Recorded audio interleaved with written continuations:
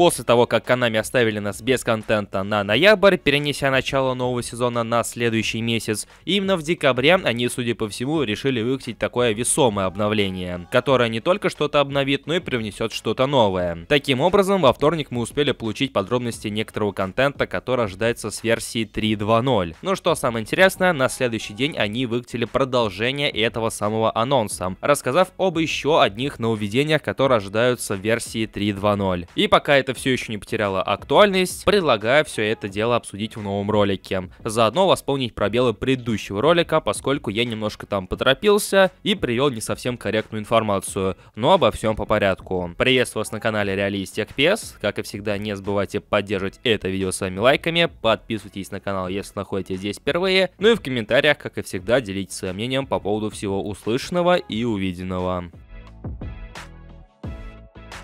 Вторая часть анонса касаемо контента версии 3.2.0 разделена на две страницы. Если предыдущий анонс касался всех устройств, то вторая часть посвящена как глобальным платформам, наподобие консолей и ПК, и отдельная страница касается также iOS и Android. Но различий там на самом деле немного, присутствует лишь один дополнительный пункт, который касается мобильных устройств непосредственно. Но об этом чуть позже. В лишний раз убеждаемся в том, что обновление нас ожидает именно в декабре, и судя по всему 7 числа, поскольку Konami сообщает, что выход версии 3.2.0 запланирован на декабрь, и вместе с ним планируется возвращение режима Лиги eFootball. На самом деле неоднозначный пункт, и, если честно, не до конца понятно, что именно из себя представляет этот самый режим Лига eFootball. Вариантов может быть несколько. Один из них касается нынешних дивизионов eFootball 2024, ну а второй касается какого-то другого режима, который не связан с нынешними дивизионами. Но если обратиться к небольшому описанию, которое приводит Konami, то они уточняют: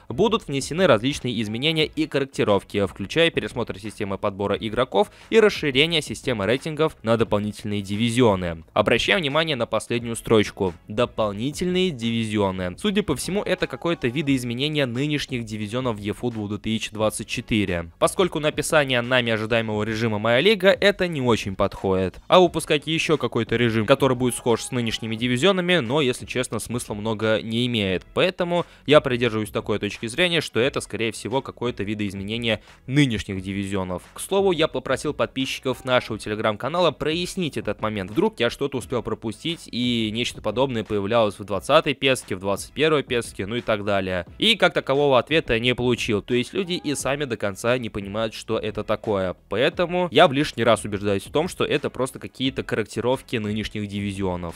Ну и вторая функция, самая ожидаемая, самая долгожданная нами, и это не карьера. Это возможность играть в режиме тренировки своим составом Dream Team. То есть вы наверняка в курсе, сейчас в eFootball присутствует режим тренировки, где вы можете выбрать любую желающую команду и просто поотрабатывать штрафные, финты, какие-то приемы, ну и так далее. И помимо стандартных реальных составов, судя по всему, мы также сможем использовать свои составы из Dream Team. Но если серьезно, то, если честно, я не понимаю, какой смысл добавлять такую возможность. То есть не сказать, что она как-то прямо глобально изменит ситуацию. В принципе, ничего плохого сказать не могу, но и смысл от этого, как по мне, не сказать, что много. И касаемо различий двух версий анонсов, которые касаются консолей и ПК и мобильных устройств, на странице, которая посвящена iOS и Android, добавлена дополнительная строчка. То есть с обновлением 3.2.0 на мобильных устройствах будут откорректированы уровни сложности игры. Разработчики сообщают, что, исходя из сообщений игроков, они выяснили, что на высоких уровнях сложности, а именно на Легенде и Суперзвезде,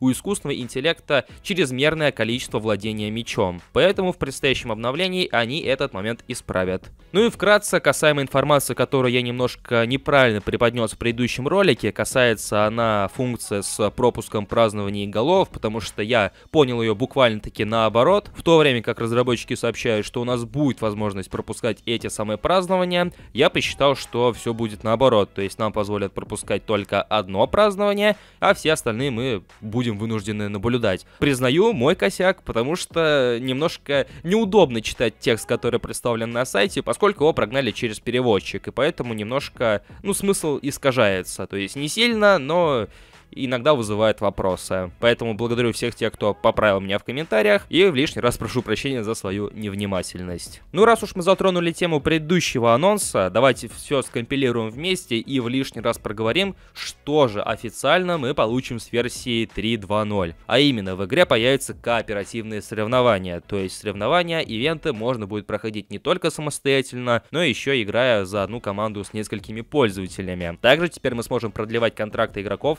за ГПшки, за стандартную синюю валюту, а не за отдельные поинты продления контрактов, как это происходит сейчас. Стоимость этого самого продления остается неизвестной. Ну и как упоминал чуть ранее, будет введена возможность пропускать празднование голов. Судя по всему, с версии 3.2.0 немножко видоизменятся дивизионы, ну и в режиме тренировки мы сможем наигрывать свои Dream Team составы. В общем-то, как-то вот так вот. Как верно подмечали в комментариях под этими новостями, под предыдущим роликом, в котором мы также все это обсуждали, в принципе, это плюс-минус базовые вещи, которые должны были быть в игре, если не с самого релиза, но после, по крайней мере, первых обновлений. А мы их получаем только сейчас, и то после длительного молчания со стороны Konami. Но в то же время это не мешает нам все-таки, можно сказать, радоваться, ну или, по крайней мере, хоть как-то одобрительно реагировать на все эти новости, потому что, ну, лучше так, чем вообще никак. Но, тем не менее, все это не отменяет того факта, что в лишний раз не стоит превозносить Konami, поскольку это, опять же, тот же самый контент, который раньше был в PES и который,